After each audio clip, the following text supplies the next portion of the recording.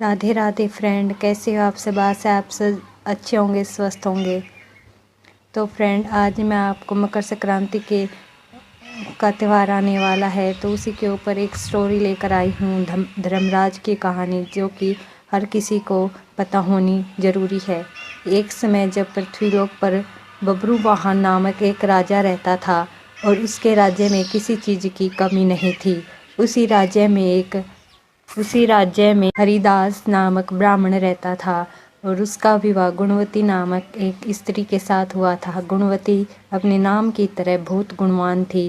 वह पूजा अर्चना, ईश्वर की हमेशा पूजा अर्चना करती रहती और अतिथियों का सम्मान करना, उनकी सेवा करना वह अपना परम कर्तव्य मानती थी। जैसे जैसे समय बीतता गया, वह ईश्वर का व्रत उपासना करती गई और वह वृद्ध हो गई। वृद्ध होने के बाद जब उसकी मृत्यु निकट आई, यानी कि जब वो इस संसार को छोड़कर चली गई, तो उसे धर्मलोक में धर्मराज के पास ले जाया।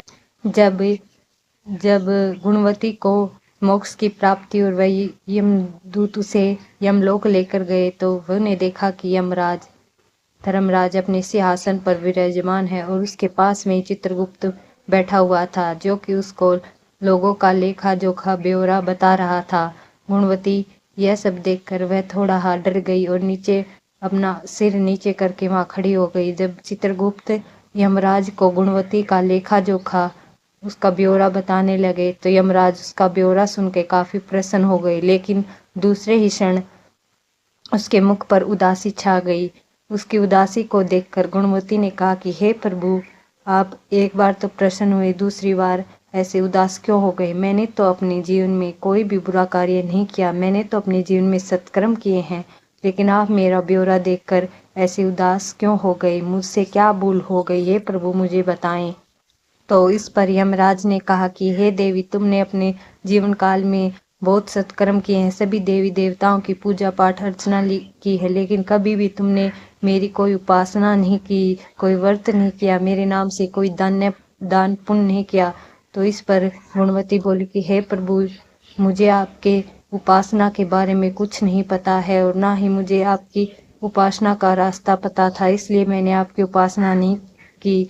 प्रभु, मैं चाहती हूँ कि मैं आपके मुख से ही आपकी उपासना सुनूं कि आपकी उपासना कैसे करते हैं। कृपया करके मुझे बताएं, जिससे कि मैं आपकी उपासना कर सकूं और दान पुण्य कर सकूं और मैं मृत्यु लोक से वापस धरती लोक पर जाकर सभी को इस बारे में बता सकूं, ताकि सभी लोग आपकी पूजा अर्चना कर सकें। गुणवती ने कहा। गुणवती के ऐसा कहने पर धर्मराज ने उससे कहा, ठीक है कि मैं तुम्हें अपनी उपासना का रास्ता बताता हूँ। जिस दिन सूर्य देव उत्तरायण होते हैं, यानी कि मकर संक्रांति के दिन से मेरी पूजा पाठ शुरू कर देना चाहिए और 1 साल तक लगातार मेरी पूजा पाठ करनी चाहिए और पूजा पाठ उपासना करते हुए ये कथा सुननी चाहिए और धर्म के इन 10 नियमों का पालन करना चाहिए। यमराज ने कहा कि वो 10 नियम इस प्रकार हैं। नंबर 1, धीरज रखना, यानी कि धैर्य रखना और संतुष्ट होना, किसी के साथ कोई भी दुष्व्यवहार नहीं करना। नंबर 3, शारीरिक व मानसिक शुद्धि का ध्यान रखना और नंबर 4, अपने मन को वश में रखना और इधर उधर नहीं भटकने देना और सभी को समाधान करना। इसके अतिरिक्त नंबर 5, अपनी इंद्रियों को वश में रखना और नंबर 6, अपने मन में दूषित व बुरे विचारों को नहीं लाना चाहिए। नंबर 7, पूजा पाठ करना, दान पुण्य करना। नंबर 8, अब किसी के साथ भी बुरा व्यवहार नहीं करना, किसी को अपशब्द नहीं बोलना, व्रत करना और व्रत की कहानी सुनना। नंबर 10, कभी क्रोध न करना। धर्मराज ने कहा कि धर्म के इन नियमों का पालन करते हुए 1 साल तक मेरी पूजा अर्चना करें, उपासना करें और परोपकार के काम करें, दान पुण्य करें और अगले साल यानी कि अगली मकर संक्रांति को मेरे व्रतों का उद्यापन कर दे। ये सब करने के बाद मेरी एक मूर्ति बनाकर उसकी प्राण प्रतिष्ठान करें और साथ में चित्रगुप्त की भी पूजा करें। पूजा करते समय काले तिल के लड्डू बनाकर उसका भोग लगाएं। अनाज का दान करें, तिल का दान करें। हो सके तो किसी ज़रूरतमंद को उसकी ज़रूरत की कुछ छोटी मोटी चीज़ों का दान करें। वह सबसे बड़ा दान गोदान होता है। अगर हो सके आपकी मतलब आपकी इच्छा अनुसार अगर हो सके तो गोदान जरूर करना चाहिए।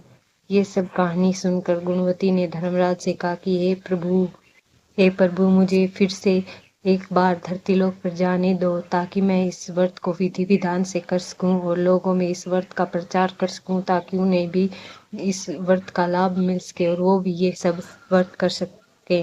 इस पर यमराज ने गुणवती को वापिस से धरती पर भेज दिया। गुणवती ने वापिस धरती पर आकर इस व्रत के बारे में अपने पति को बताया और जैसे ही मकर संक्रांति आई गुणवती व उसके पति ने दोनों ने इस व्रत को पूरे विधि विधान से किया और उन दोनों पर यमराज की ऐसी कृपा हुई कि उन दोनों को मोक्ष की प्राप्ति हो गई। जैसे ही उन दोनों को मोक्ष की प्राप्ति हुई, ईश्वर करे कि सभी को ऐसे ही मोक्ष की प्राप्ति हो। ये धर्मराज की कहानी थी। फ्रेंड, आपको ये कैसी लगी प्लीज कमेंट करके जरूर बताना। राधे राधे।